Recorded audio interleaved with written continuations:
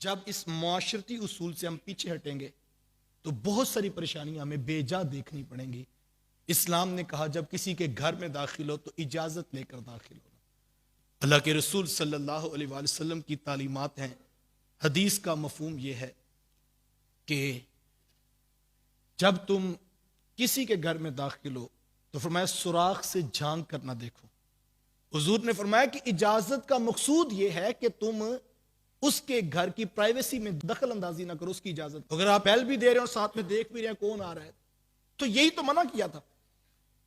اور یہ اسلام کی نگاہ میں اتنا بڑا جرم ہے کہ اللہ کے رسول صلی اللہ علیہ وآلہ وسلم گھر میں موجود تھے، کوئی شخص حضور کے دروازے پر آ کے اس نے یوں دستک دی اور اس نے سوراخ سے جھانک کر دیکھا تو آقا کریم علیہ السلام کے ہاتھ میں کوئی لکڑی کی چیز تھی، تو میرے حضور جلال میں آگے اور حضور آگے بڑھ کر فرمایا کہ اگر میں تمہیں دیکھ لیتا کہ تم سوراخ سے دیکھ رہے ہو، میں اس کے ساتھ تمہاری آنکھ پھوڑ دیتا۔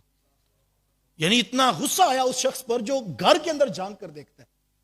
یہاں سے وہ شخص عبرت پکڑے جو چھت پر چڑھ کے پورے محلے کی جو ہے وہ کمیونیکیشن دیکھتا ہے کہ وہاں پر کس کس گھر میں کیا کیا چل رہا ہے، اور پورے چھت کے اوپر کھڑا ہو کے پورے محلے کا سروے کرتا ہے۔ اللہ کے رسول فرما رہے میں اس لکڑی کے ساتھ اس کی آنکھ پھوڑ دوں جو کسی کے گھر میں جھانکتا ہے۔ اتنا غصہ اس شخص پر آیا کہ حضور علیہ السلام نے قیامت تک کے لیے ضابطہ بنا دیا، میں کسی کو اجازت نہیں ہے کہ وہ سوراخ سے بھی کسی کی طرف جھانک کر دیکھے۔ بلکہ ایک حدیث کا مفہوم تو اس طرح بھی ہے، فرمایا اگر کسی نے جھانک کر تمہارے گھر کی طرف دیکھا اور تم نے اس کی آنکھ بھی پھوڑ دی، تمہارے اوپر کوئی گناہ نہیں، چونکہ اس کو کس نے حق دیا کہ جو ہے وہ تمہارے ذاتی معاملات کے اندر دخل اندازی کرے۔ یہ اسلام ہے، عزتوں کا دین ہے، عزتوں کا ضامن دین اسلام ہے۔ تو ہمیں یہ ضابطہ دیا گیا کسی کے گھر میں جھانک کر نہ دیکھیں۔ بلکہ عادت کریمہ کیا تھی میرے حضور علیہ السلام کی؟ آقا کریم علیہ السلام جب کسی کے گھر جاتے تو حضور دستک دینے کے بعد گھر کے دروازے کے دائیں یا بائیں جانب میں کھڑے ہو جاتے، جبکہ حضور گھر کے سامنے بھی کھڑے ہوں تو برکتیں ہی برکتیں ہیں۔ لیکن حضور امت کے لیے ضابطہ چھوڑا ہے، اور میں جب تم دستک دو دائیں یا بائیں جانب میں کھڑے ہو جاؤ، دروازے کے بالکل سامنے کھڑے نہ ہو، اور باقاعدہ آداب سکھائے گئے۔ اللہ کے رسول صلی اللہ علیہ وسلم نے فرمایا جب تم کسی کے ہاں جاؤ تو 3 مرتبہ دستک دو، اگر تو جواب آئے تو فبیہا، ورنہ واپس پلٹ آؤ، پھر کسی دوسرے وقت پہ چلے جاؤ۔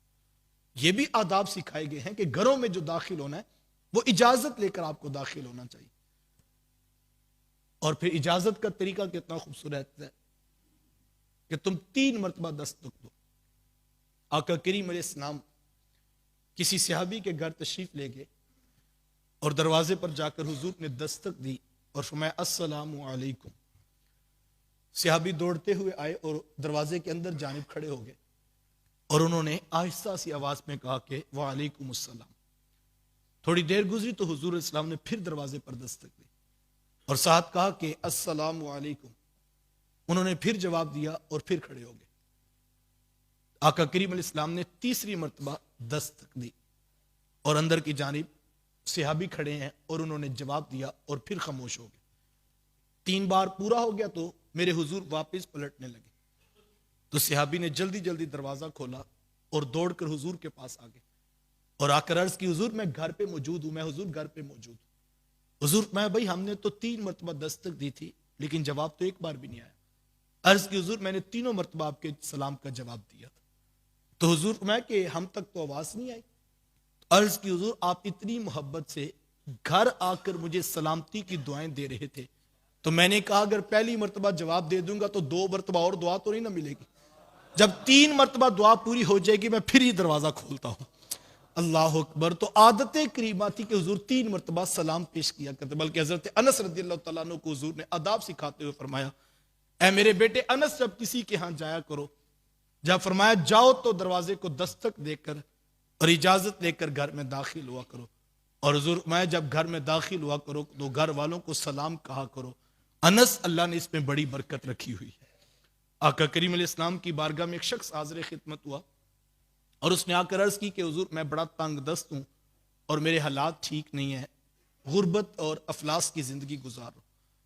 تو حضور اسلام نے 2 باتیں ارشاد فرمائی۔